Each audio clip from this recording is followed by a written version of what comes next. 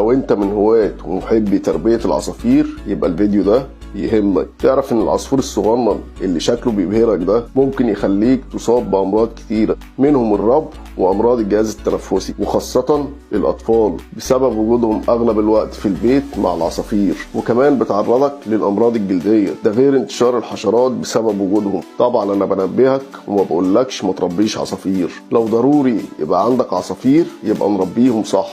ابعدهم عن مكان نومك، والمكان اللي هيكونوا فيه يكون فيه تهوية كويسة. استخدم مبيدات حشرية تكون خاصة بالعصافير، واوعى تستخدم المبيدات العادية علشان هتموتهم. طبعا مش هوصيكم بالنظافة المستمرة للقفص بتاعهم. عرضهم للشمس يوميا لمدة نص ساعة تقريبا. ما تخليش اطفالك يختلطوا بيهم كتير علشان مناعتهم الضعيفة، وبيكونوا معرضين اكتر لامراض الجهاز التنفسي. سلام.